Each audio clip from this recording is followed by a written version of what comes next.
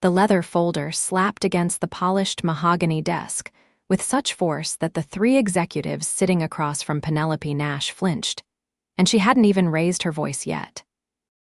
She stood there, all 5 feet 9 inches of controlled fury, her tailored gray suit fitting her like armor, her dark hair pulled back so tightly it gave her face an even sharper edge than usual.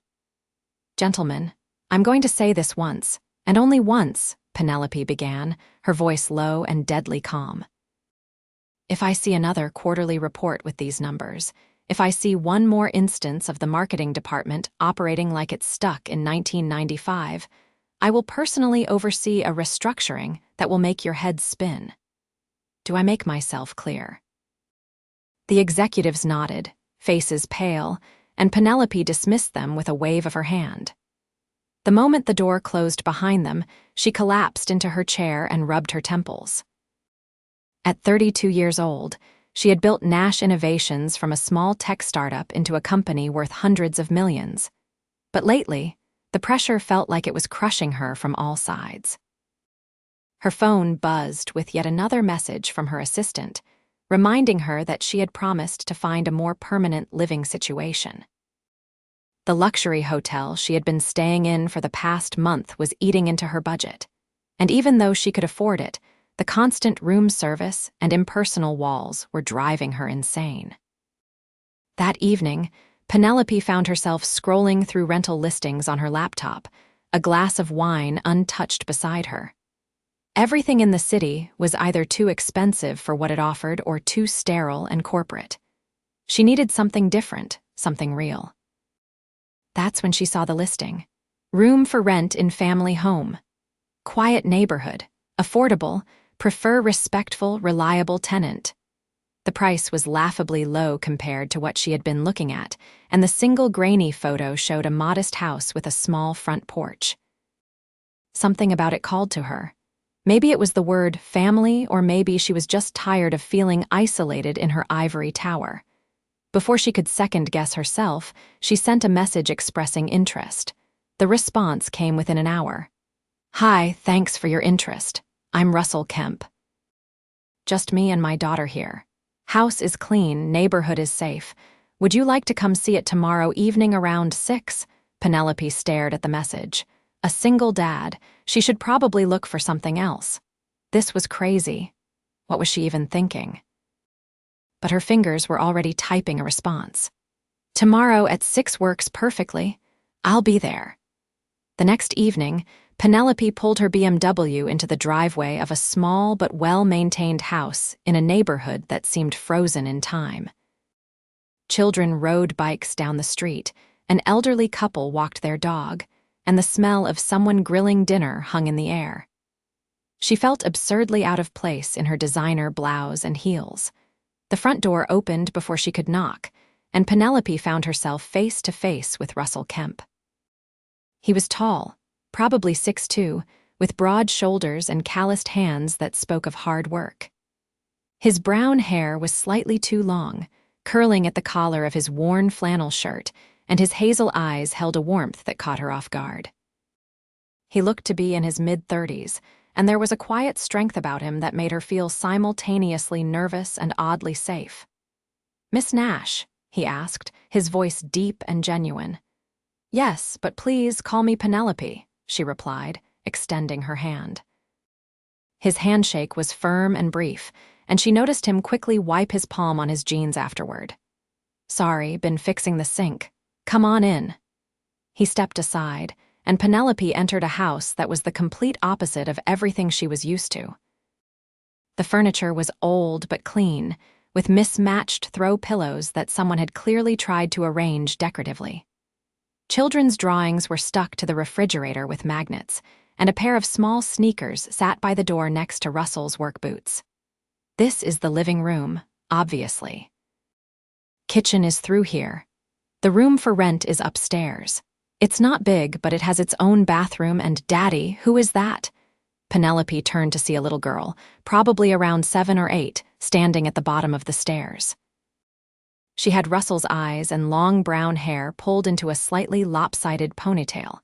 She wore pajamas covered in cartoon dinosaurs and clutched a stuffed rabbit. "Sophie, this is Miss Nash. She's here to look at the room. What are you doing up? You're supposed to be reading in bed." Russell's voice was gentle but firm. "I finished my chapter. Can I have water?" Sophie was staring at Penelope with unabashed curiosity. One glass, then back to bed. It's a school night. Russell headed to the kitchen, and Sophie followed, still eyeing Penelope. "You're really pretty," Sophie announced. "Are you a princess?" Penelope felt herself smile genuinely for the first time in weeks. "No, I'm definitely not a princess, just a regular person. You smell like flowers, though. Princesses smell like flowers in my books." "Sophie, that's enough. Get your water." Russell handed his daughter a plastic cup, and she scampered back upstairs, casting one more curious glance at Penelope. "Sorry about that. She's at the age where she has no filter," Russell said, a slight flush on his cheeks. "Let me show you the room." The room upstairs was small, as promised, but it was clean and had a window that overlooked the backyard. The furniture was basic: a bed, a dresser, and a small desk. The attached bathroom was dated but functional. "I know it's not much," Russell began, "but the rent includes utilities, and you'd have access to the kitchen. I work construction, so I'm usually gone by 6 in the morning and back around 5. Sophie has school and then goes to her grandmother's for a few hours after until I can pick her up. We'll stay out of your way." Penelope looked at him, really looked at him. There was something in his eyes, a kind of weariness mixed with determination. She recognized it because she saw it in her own reflection sometimes. This was a man trying his best, working hard, doing everything he could. "Why are you renting out a room?" she asked, the question more direct than she intended. Russell hesitated, then seemed to decide on honesty. "Sophie's starting to need more things. School supplies, clothes she grows out of every few months. I want to be able to put some money away for her future, maybe take her on a real vacation someday. My parents help out, but I want to do this myself. So renting the room made sense. It's been empty since my sister moved out 2 years ago." There was no self-pity in his voice, just simple facts. Penelope made her decision right then. "I'll take it. When can I move in?" Russell looked genuinely surprised. "You don't want to think about it. Look at other places. I mean, I appreciate it, but I'm sure. This is exactly what I'm looking for." And weirdly enough, it was. She was tired of cold, empty spaces. This house had life in it. "Okay, then. I'll draw up a simple rental agreement, first and last month's rent if that works for you. You can move in this weekend if you want." They shook hands again, and this time Russell didn't wipe his palm afterward. Penelope moved in on Saturday with only 2 suitcases and her laptop bag, which seemed to puzzle Russell as he helped carry them upstairs. "This is all you have?" he asked, setting the bags down in her new room. "I travel light. Most of my things are in storage from when I sold my condo.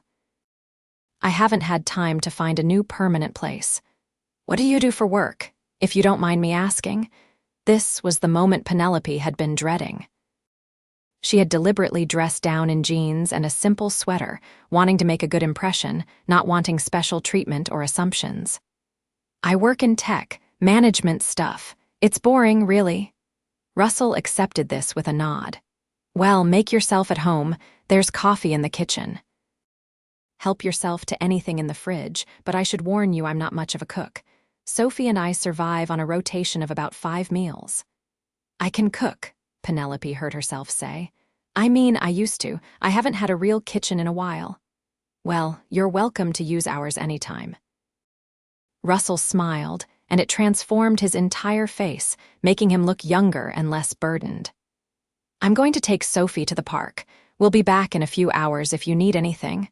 After they left, Penelope sat on her new bed and looked around the simple room. What was she doing? This was insane. She was a CEO living in a rented room in a single dad's house. But somehow, for the first time in months, she felt like she could breathe. The first week was an adjustment. Penelope would wake to the sound of Russell and Sophie moving around downstairs, the smell of toast and coffee drifting up to her room. She would wait until she heard the front door close before going down to make her own coffee, wanting to give them space and privacy. At night, She would come home late from the office, trying to be quiet as she climbed the stairs, aware that Sophie was probably sleeping. It was Thursday evening when the pattern broke. Penelope came home at a reasonable hour for once, exhausted from a board meeting that had gone in circles for 3 hours. She found Russell in the kitchen, staring at his phone with a deeply worried expression while something on the stove started to smoke. Russell, the pan. Penelope dropped her bag and rushed over, turning off the burner. The chicken was burnt black on one side. Damn it. Russell set his phone down and ran a hand through his hair. Sorry, I got distracted. Is everything okay? Penelope ventured, not wanting to pry but concerned by the look on his face. My mom was supposed to pick up Sophie from school, but she's stuck at a doctor's appointment that's running late. I can't leave work until this project is done, and I'm trying to figure out who else I can call. He looked at her, then shook his head. I'm sorry, not your problem. I'll figure it out. What time do you need to get her? She's at the after-school program until 5:30. If I'm not there by 6, they start charging extra fees, and I'm already pushing it with them being late on pickups. Penelope checked her watch. It was 5 now. I can get her. What? No, I couldn't ask you to do that. You're not asking, I'm offering. I'm done with work for the day. Just tell me where and give me a note or call the school or whatever they need to release her to me. Russell looked at her like she had just offered him a kidney. Are you sure? I mean, you just moved in and Russell, I'm sure. Text me the address. 20 minutes later, Penelope walked into the after-school program feeling completely out of her element. Children were everywhere, playing games, reading, running around. A tired-looking teacher approached her. I'm here to pick up Sophie Kemp. I'm Penelope Nash. I live with Russell and Sophie. He should have called ahead. The teacher checked her clipboard and nodded. Yes, he did. Sophie's in the reading corner. Sophie, time to go. Sophie looked up from her book, her face breaking into a smile when she saw Penelope. Miss Nash, did you come to get me? Where's Daddy? He's still at work, so I'm your ride today. Is that okay? Yeah, this is cool. None of my friends get picked up by a princess. I'm still not a princess, Penelope said, but she was smiling as Sophie grabbed her backpack and slipped her small hand into Penelope's. The gesture was so trusting and natural that Penelope felt something in her chest tighten. On the drive home, Sophie chattered about her day, telling Penelope about a book report she had to do and how her friend Emily had brought cupcakes for her birthday. Penelope found herself genuinely interested, asking questions and laughing at Sophie's animated descriptions. Are you married? Sophie asked suddenly as they pulled into the driveway. No, I'm not. Do you have a boyfriend? Sophie, that's a pretty personal question, Penelope said gently. Sorry, Daddy says I shouldn't be nosy. I just wondered because you're really pretty and nice. Daddy should marry someone pretty and nice. Penelope felt heat creep up her neck. I think your daddy is doing just fine on his own. He clearly has everything under control. He tries really hard, Sophie said, her voice suddenly serious. He works a lot to take care of me. I heard Grandma tell him he should try dating again, but he said he doesn't have time for that stuff. I think he's lonely sometimes, though. I hear him watching TV really late when he thinks I'm asleep. Penelope didn't know what to say to that, so she just helped Sophie out of the car and into the house. She set Sophie up with a snack and helped her start her homework at the kitchen table, finding herself surprisingly patient as Sophie worked through her math problems. Russell arrived home an hour later, looking exhausted and worried. The relief on his face when he saw Sophie and Penelope sitting together was palpable. Daddy, Miss Nash helped me with my homework, and she's really good at fractions. I can't thank you enough, Russell said to Penelope, his eyes sincere. You really saved me today. What do I owe you? Nothing. I was happy to help, and she realized she meant it. At least let me make you dinner. I mean, I'll order pizza since I burnt what I was making, but let me do something. Pizza sounds perfect, actually. That night, the three of them sat around the small kitchen table eating pizza and talking. Sophie dominated the conversation, but Russell and Penelope shared glances over her head, a kind of understanding passing between them. This was nice. Simple. Real. After Sophie went to bed, Penelope helped Russell clean up. "I mean it, thank you," Russell said as he loaded plates into the dishwasher. "My mom's been having some health issues and I worry about leaning on her too much, but I don't have a lot of backup options." "What about Sophie's mom?" Penelope asked carefully. Russell's expression closed off slightly, and Penelope immediately regretted the question. "She's not in the picture. Left when Sophie was 2, decided she wasn't ready for motherhood and took off. I haven't heard from her in 6 years." "I'm sorry. I shouldn't have asked." "No, it's a fair question. Sophie doesn't remember her, which is probably a blessing. It's been just us for a long time." He dried his hands on a towel, then looked at Penelope. "What about you? What's your story? And don't say you just work in tech management." "Nobody who just works in management wears shoes that probably cost more than my monthly rent." Penelope laughed despite herself. "You noticed my shoes?" "I notice a lot of things. You're running from something or toward something, haven't figured out which yet." "Maybe both," Penelope admitted. "I spent years building a career, working 80-hour weeks, sacrificing everything for success. And I got it. But somewhere along the way, I forgot what it was all for. I forgot what normal life felt like. So when I saw your listing, I thought maybe I could remember. Does that sound crazy?" "No," Russell said quietly. "It sounds honest. I appreciate honest." Their eyes met, and for a moment, something passed between them, something neither was quite ready to name. Penelope broke the moment first, saying good night and heading upstairs, her heart beating faster than it should. Over the next few weeks, a routine developed. Penelope found herself coming home earlier, joining Russell and Sophie for dinner more often than not. She taught Sophie how to make cookies from scratch, laughing when flour ended up all over the kitchen. She helped Russell fix a leaky faucet, surprised to find she enjoyed the simple domesticity of it. And Russell, in turn, started opening up more, telling her about his work, his dreams for Sophie's future, the struggles of single parenthood. One evening, as they watched Sophie play in the backyard through the kitchen window, Russell said, "She's really taken to you. I haven't seen her this happy in a long time." "She's a special kid. You've done an amazing job with her," Penelope replied. "I do my best. Some days I feel like I'm failing at everything."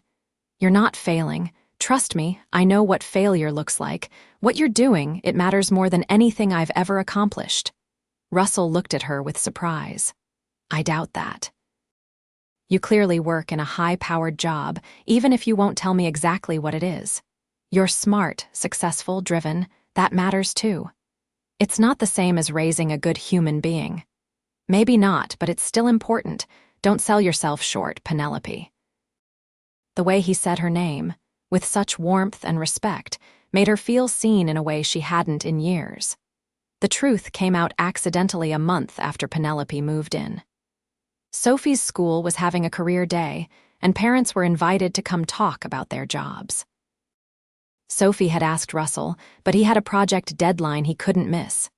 At dinner, Sophie looked disappointed as she pushed her food around her plate. "What's wrong, sweetheart?" Russell asked. "Nothing. I just wish you could come to career day, but it's okay, I know you have to work." Penelope heard herself saying, "I could come if you want, I mean if that's okay with your dad." Sophie's face lit up. "Really? Would you? What would you talk about?" "Well, I run a company. I could talk about what that's like." "You run a company?" Russell asked, his eyebrows raised. "Like you own it?" "Own and run it, yes. It's a tech company. We develop software solutions for businesses." "How big is this company?" Russell pressed. Penelope hesitated. "It's called Nash Innovations. We have about 500 employees." Russell set down his fork. "Nash Innovations. Are you serious? That company is huge. I saw something about it on the news last month.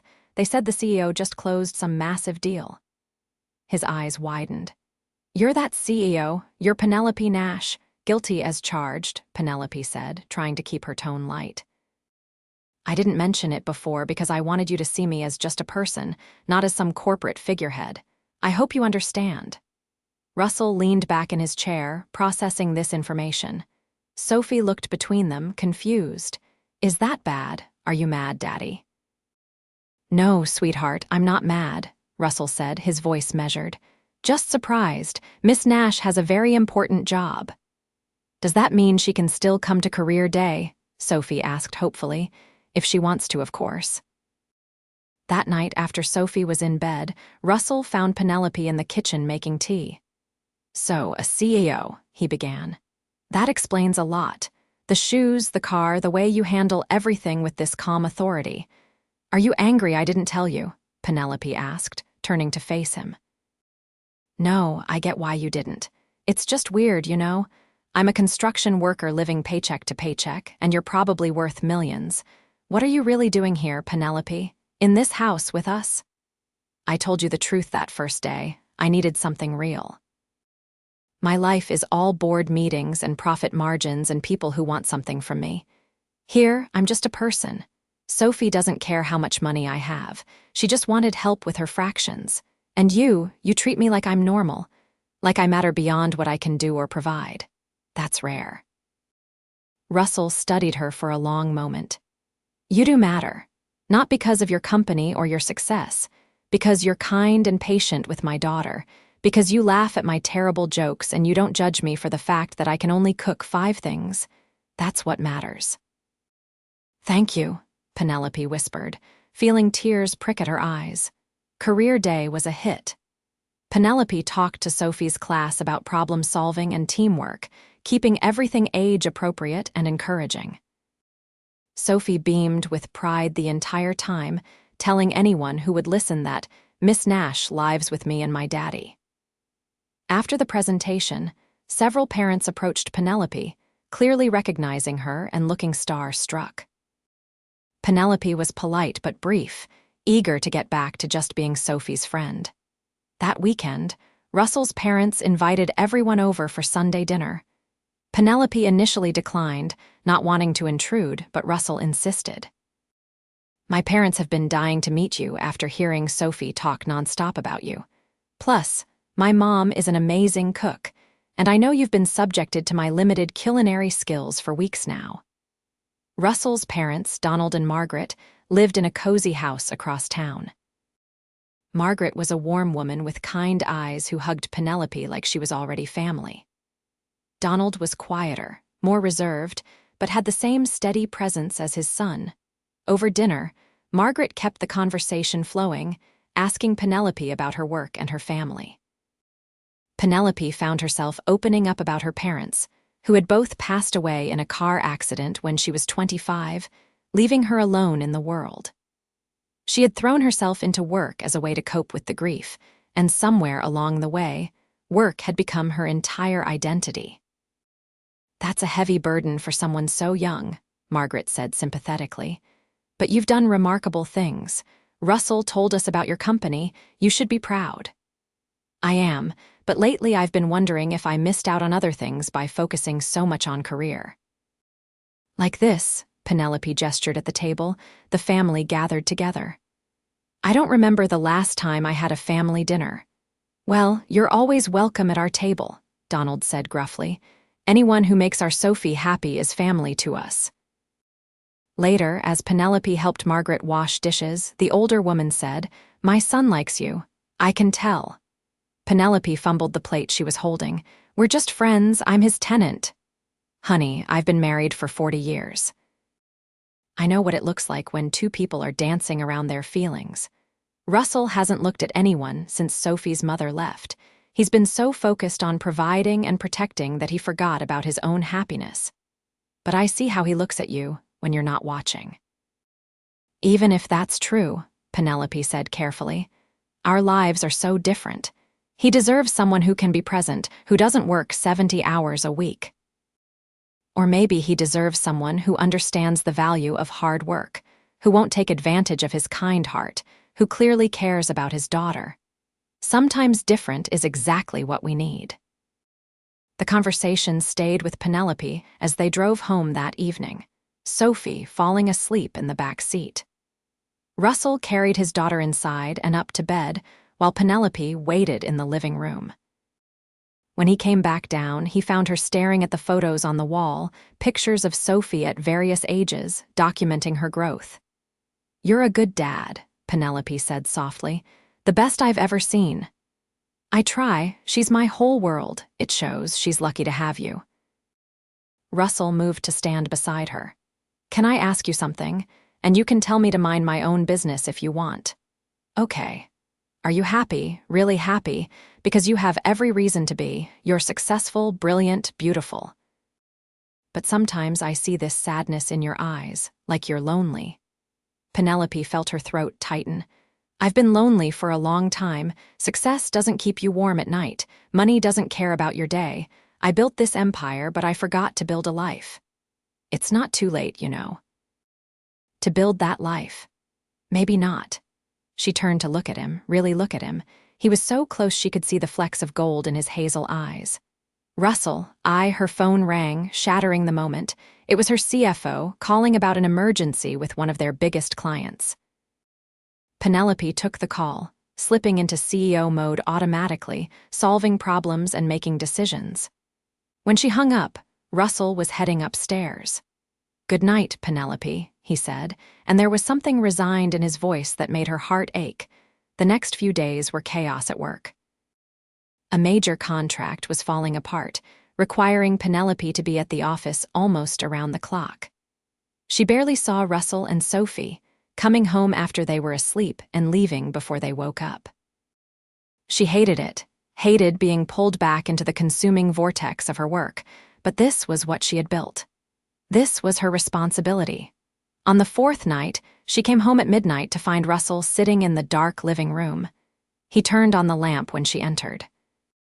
"You're up late," she said, startled. "Couldn't sleep. You look exhausted. Big crisis at work. It's finally under control, though." She sat down on the couch, too tired to make it upstairs immediately. "Sophie asked why you haven't been around. She misses you." Guilt stabbed through Penelope. "I miss her too. I miss this. But my work, your work will always demand everything if you let it," Russell interrupted gently. "Believe me, I know. I spent years working myself into the ground after Sophie's mom left, trying to prove I could provide for my daughter. My parents finally sat me down and reminded me that Sophie needed a present father, not just a financially stable one. So I cut back my hours, learned to say no to extra shifts, focused on being there. Not just physically present, but really there. It's different when you own the company. When 500 people depend on you for their livelihoods. Is it? Or is that just what you tell yourself to justify never having a life outside work?" His voice wasn't cruel, just honest. "Penelope, you're running a marathon at sprint pace. Eventually, you're going to collapse." "What do you want me to do?" Penelope felt tears building.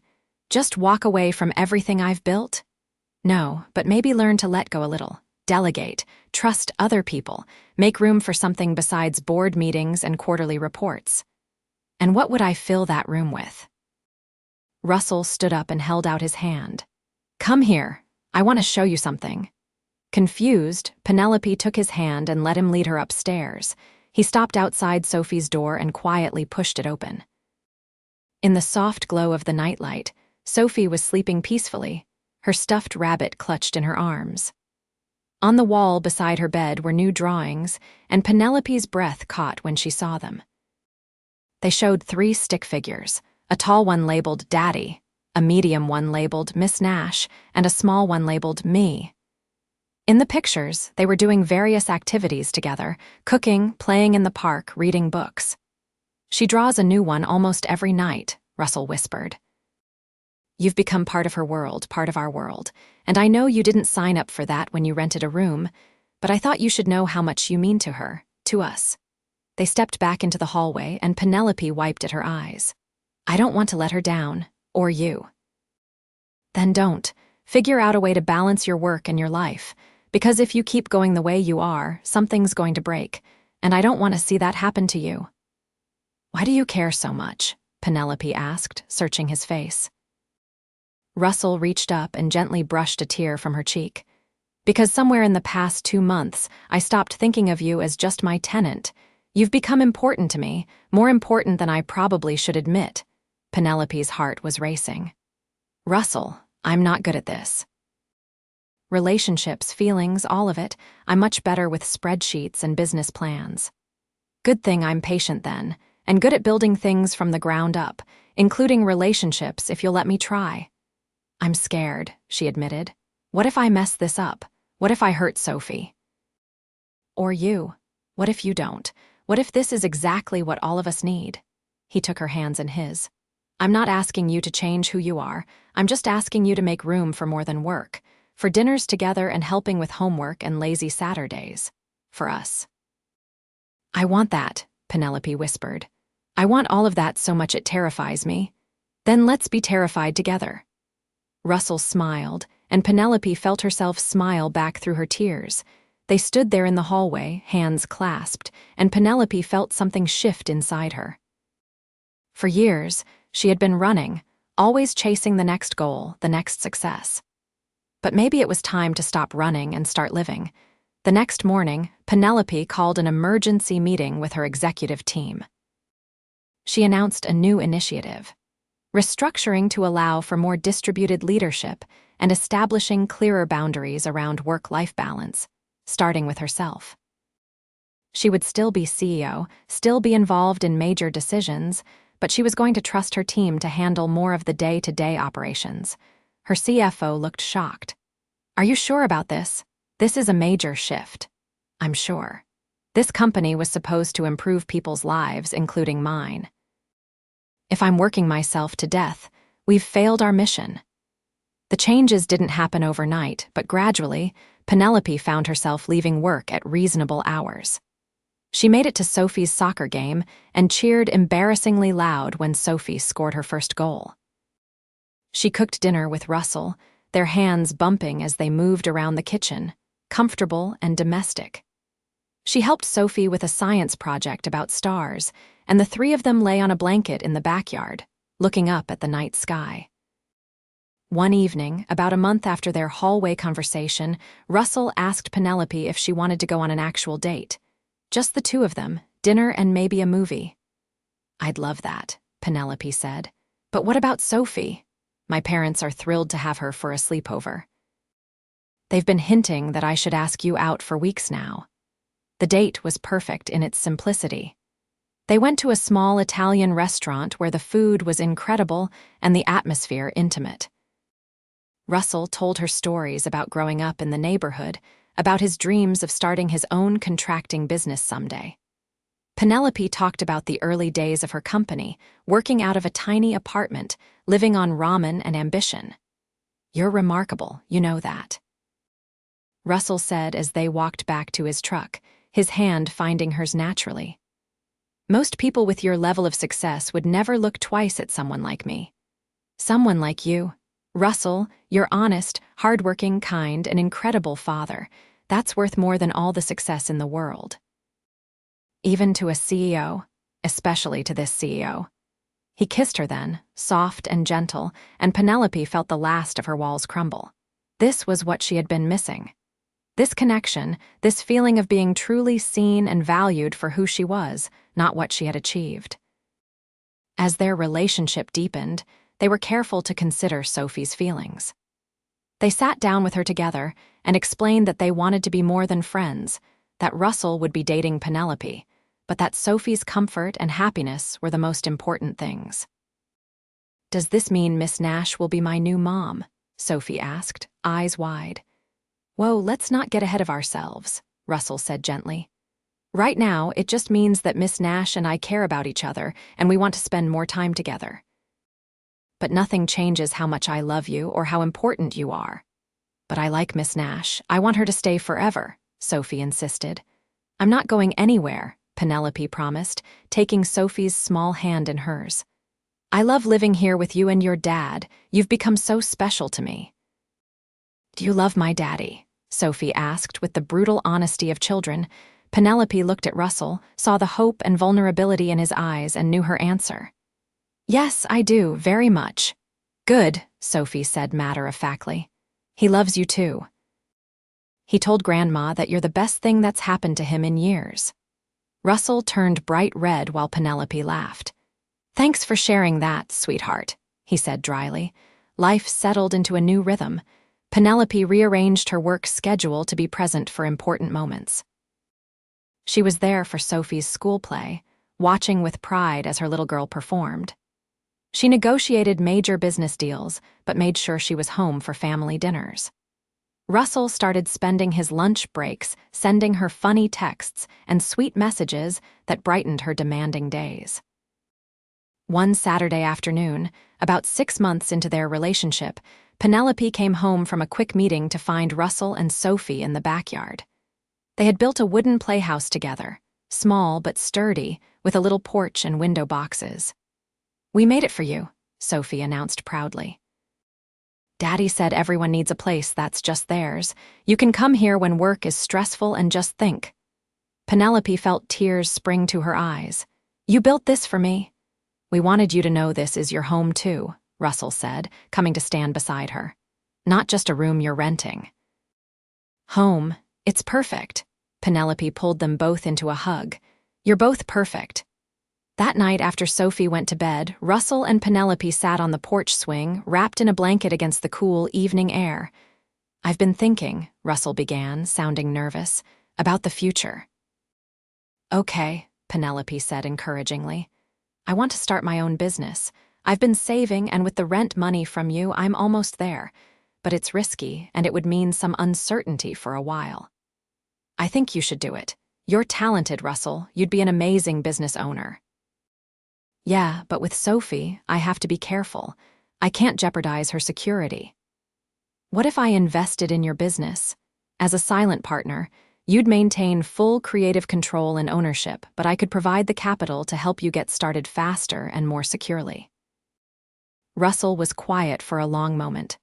"I appreciate the offer, but I need to do this myself.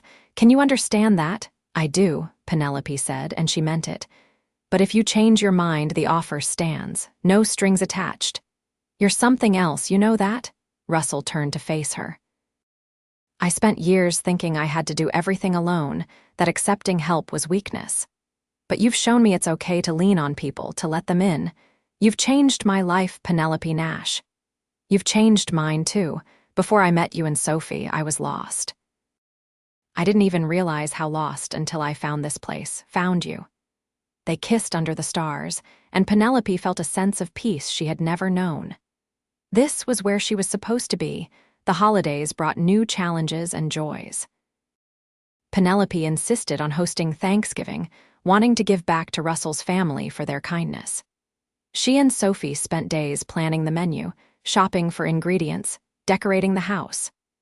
Russell watched them with soft eyes, seeing his daughter blossom under Penelope's attention. The dinner was chaotic and perfect. The turkey was slightly overdone, the mashed potatoes were lumpy, and Sophie spilled gravy on the tablecloth. But laughter filled the house, and as Penelope looked around at Russell's family, she realized this was her family now too. After everyone left and Sophie was in bed, Penelope and Russell cleaned up together in comfortable silence. As they finished, Russell pulled a small box from his pocket. "I know we haven't been together long," he began, and Penelope's heart started racing. "And I know we should probably wait longer. But I also know what I want, what I've wanted since about 2 weeks after you moved in and Sophie got flour in your hair while you were baking cookies together. You laughed instead of getting upset, and I realized you were everything I never knew I needed." He opened the box to reveal a simple but beautiful ring. "Penelope Nash, you're way out of my league in about 100 different ways, but somehow you chose us. You chose this life. Will you make it permanent? Will you marry me?" Penelope didn't even hesitate. "Yes, absolutely yes." The ring slid onto her finger perfectly, and as Russell kissed her, Penelope felt the last piece of her heart click into place. She had spent years building a business empire, but this was her greatest achievement. This family, this love, this life. They decided on a simple wedding in Russell's parents' backyard that spring. Penelope wore a modest but elegant dress. Russell looked handsome in a suit Sophie had helped him pick out, and Sophie served as the flower girl in a dress that made her feel like a princess. The ceremony was brief and heartfelt, with only family and close friends in attendance. As they exchanged vows, Penelope promised to honor Russell's independence and strength, to be a partner and equal, to love him and Sophie with her whole heart. Russell promised to support her dreams, to remind her to slow down when work consumed her, to build a life together based on honesty and respect. When the officiant pronounced them married, Sophie cheered louder than anyone, rushing forward to hug them both. "I have a mom now," she said, tears streaming down her young face. "I finally have a mom." "You finally have a mom," Penelope agreed, holding the girl close. "And I finally have a daughter. We're a family." The reception was lively, with dancing and cake and toasts that ranged from heartfelt to hilarious. Margaret stood up and said, "When Russell first told me he was renting out a room, I worried. I thought some stranger in the house would be hard on Sophie. But Penelope isn't a stranger. She's a blessing. She brought light back into my son's eyes and gave my granddaughter a mother's love. That's worth more than all the money in the world." Donald added gruffly, "Welcome to the family, Penelope. We're loud, we're messy, but we're yours now." As the sun set and fairy lights twinkled overhead, Penelope danced with Russell, swaying to a slow song. "Are you happy?" he murmured against her hair. "Happier than I've ever been.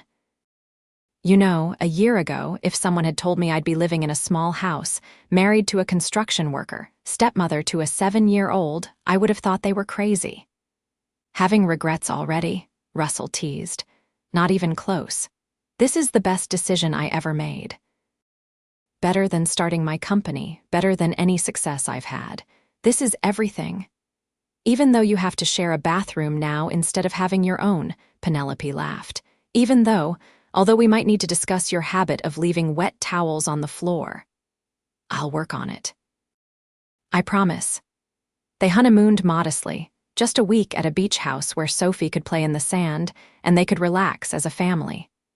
Penelope conducted one video call with her executive team, but otherwise, she was fully present, building sandcastles and collecting shells. Life after the wedding was an adjustment. Penelope legally adopted Sophie, a process that left all three of them in tears of joy. Sophie started calling her Mom naturally, and every time Penelope heard it, her heart swelled. Russell launched his contracting business, and though the first year was rough, Penelope supported him through the stress and uncertainty. They were partners in every sense of the word. 2 years into their marriage, Penelope came home from work to find Russell and Sophie huddled together on the couch, whispering conspiratorially. They broke apart when she entered, looking guilty.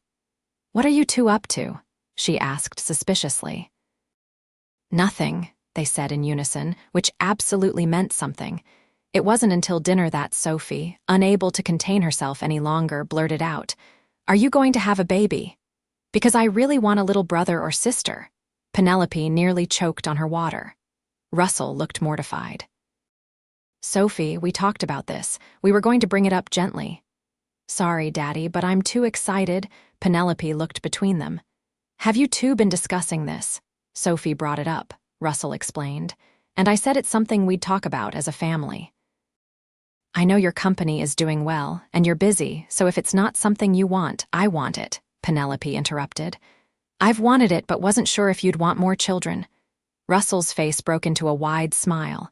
"Really? Because I'd love to have a baby with you." "Me too." Sophie squealed with delight. "This is the best day ever." 9 months later, Penelope gave birth to a healthy baby boy they named Robert, after Russell's grandfather. Russell was a nervous wreck throughout the delivery, holding Penelope's hand and looking like he might pass out.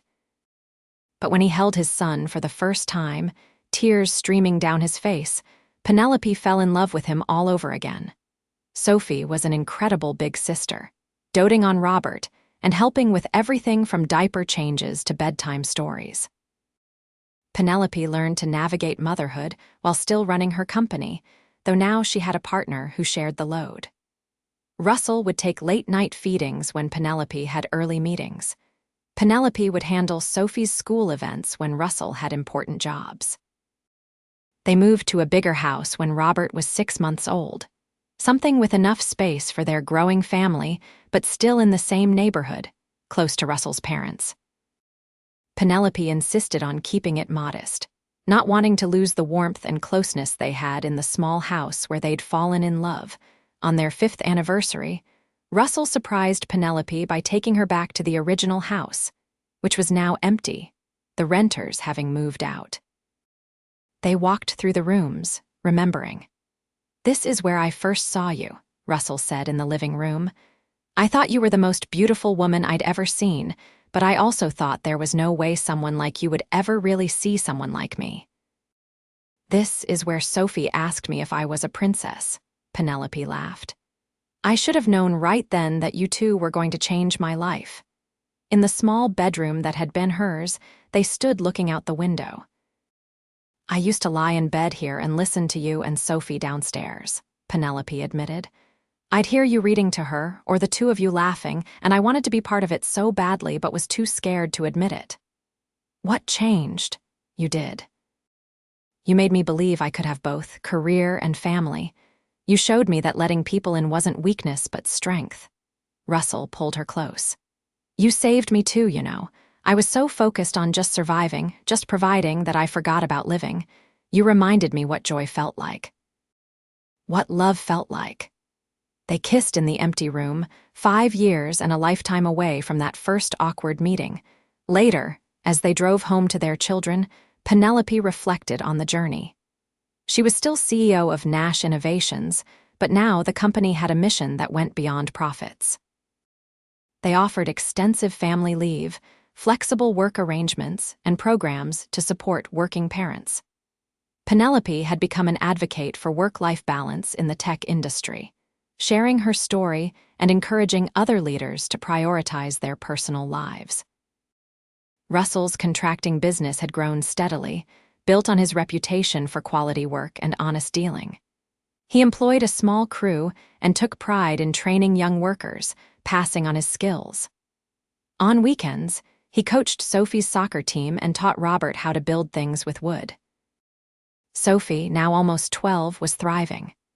She was bright and confident, secure in the love of her family. She wanted to be an engineer, she'd announced recently, because "Mom shows me that girls can run companies, and Dad shows me how to build things, so I want to do both." Robert, at 3 years old, was a perfect blend of Penelope and Russell. He had his father's hazel eyes and his mother's determined spirit. He followed Russell around like a shadow, helping with projects, but also loved sitting in Penelope's lap while she worked on her laptop, pretending to type his own important emails. One Sunday afternoon, the whole extended family gathered for a barbecue. As Penelope watched Russell flip burgers while his father gave unwanted advice, as she saw Margaret and Sophie setting the table together. As Robert toddled after the family dog, she felt overwhelmed with gratitude. Her assistant from work called, apologizing for the interruption, but saying there was an urgent matter that needed her attention. Penelope listened, asked a few questions, then said, "Handle it. I trust your judgment. I'll review everything tomorrow morning." Russell raised his eyebrows as she hung up. The old Penelope would have left right then to deal with it personally. The old Penelope didn't know what she was missing, Penelope replied, kissing his cheek. "This is more important." That evening, after everyone had left and the children were asleep, Penelope and Russell sat on their back porch, much like they had at the old house. Russell's contracting business had done well enough that Penelope had finally convinced him to let her invest, making them true business partners in every way. "Do you ever miss it?" Russell asked. "The intensity of your old life, the single-minded focus on work." Penelope considered the question honestly. "Sometimes, I miss the simplicity of only having to worry about one thing, but I don't miss the loneliness. I don't miss feeling like I was running on a treadmill that never stopped. This life, with you and Sophie and Robert, this is what I was working toward without even knowing it." "I love you," Russell said simply. "I love the life we've built together. I love you too. Thank you for taking a chance on a CEO who showed up to rent a room and ended up wanting so much more. Thank you for seeing past the struggling single dad to the man who just wanted to give his daughter a good life. You gave her more than that. You gave her everything, and then you gave me everything too. They sat in comfortable silence, hands clasped, watching fireflies dance in their yard. This was success, Penelope thought. Not corner offices or profit margins, but this quiet moment with the person you love, knowing your children are safe and happy inside, knowing you've built something real and lasting. Years from now, when people asked her about her greatest achievement, Penelope knew she wouldn't talk about building Nash innovations from nothing. She wouldn't mention the awards or the recognition or the wealth. She would talk about a small house and a little girl with dinosaur pajamas. She would talk about a man with calloused hands and an honest heart who taught her what really mattered. She would talk about becoming a mother, a wife, a person instead of just a position. Inside the house, she heard Robert cry out from a bad dream. Without hesitation, both she and Russell stood to go to him, their movements synchronized from years of partnership. This was their life now, full of midnight wakings and soccer practices, business meetings and construction sites, chaos and love and everything in between. As they climbed the stairs together, Russell's arm around her waist, Penelope smiled.